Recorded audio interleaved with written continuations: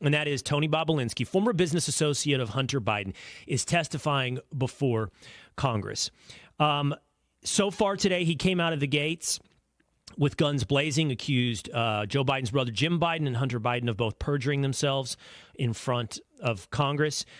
There was a statement by James Comer, the Republican congressman leading up the Oversight Committee, that I thought was fascinating, Pete. He said,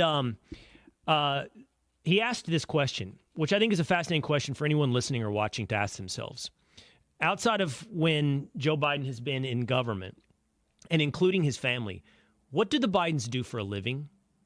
Answer that question. Explain that to someone. How do they make money? What do they do for a living? He said the Bidens do not work in any traditional sense of the word. They do not work as consultants or lawyers or advisors. The Bidens don't sell a product or a service or a set of skills. The Bidens sell Joe Biden. The scam is simple. The Biden family promises they can make foreign partners' problems go away by engaging the U.S. government. Pete. You're correct. Their family business is influence peddling. But your sort of opening question was, will this Tony Bobulinski testimony be a final crack in the dam? Or actually, the answer to that is no. The answer to that is definitively no. The answer is, so far, none of this has mattered. And I was fiddling with my remote while you were talking because I'm, on YouTube TV, you can watch all the different channels, and I've kind of been watching throughout. They're not covering it. The mainstream press is dismissing this. Hunter Biden is not there.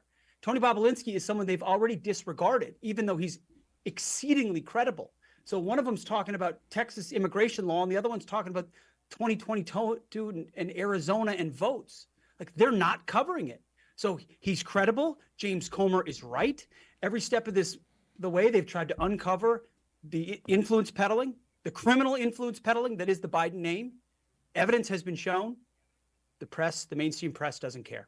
And they won't care. And they actually think they're winning on the impeachment front when it comes to Joe Biden. You saw Biden's lawyers write that letter to Comer and others saying, stop, it's over. You're not, there's nothing to see here with Joe and the family. So they think they have what Jim Biden said from the beginning, what Tony Bobulinski said from the beginning, which is plausible deniability. And they have said, I don't know, and we can't remember, and I was on drugs, and all of that has been used to explain away what is quite obviously a political criminal syndicate, but they're going to get away with it, I think, at least up until the election.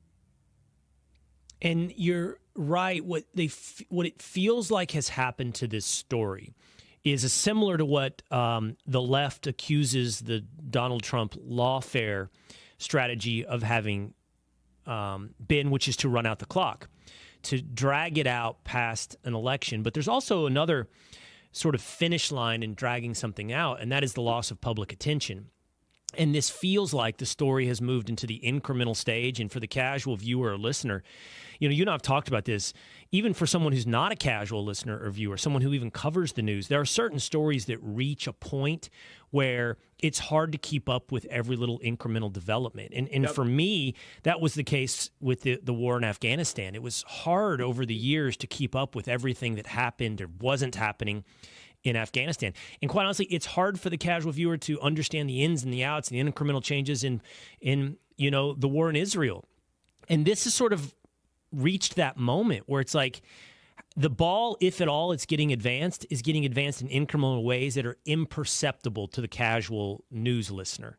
I think that's an important point. It's just like Russian collusion. Remember when that was being unraveled and we were starting to get a sense of what was being done behind the scenes? The left just started to just say, man, the right's talking about the fact this isn't true, but we know Trump's a Russian agent. And so the narrative started to get sort of baked in, even though 3 years later, everybody knows it was all bunk. I think this could move in the other direction where even though they're making incremental progress, to your point, 3 yards in a cloud of dust, it isn't enough to change the baked-in perception that most people have of, sure, the Bidens were kind of shady, but, they're better than Trump. And so they made a few bucks, and Hunter, we feel bad for him.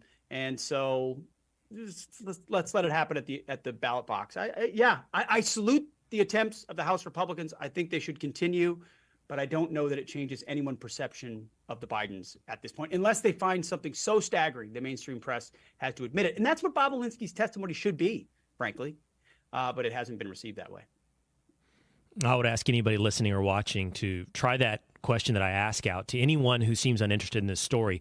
Joe Biden and Jim Biden and Hunter Biden all live lifestyles and have net worth seemingly in the millions. And just answer one simple question. What do they do for a living? What is their business? Hey, it's Will Cain. Click here to subscribe to the Fox News channel on YouTube. It's the best way to get our latest interviews and highlights. And click to subscribe to the Will Cain podcast for full episodes right now.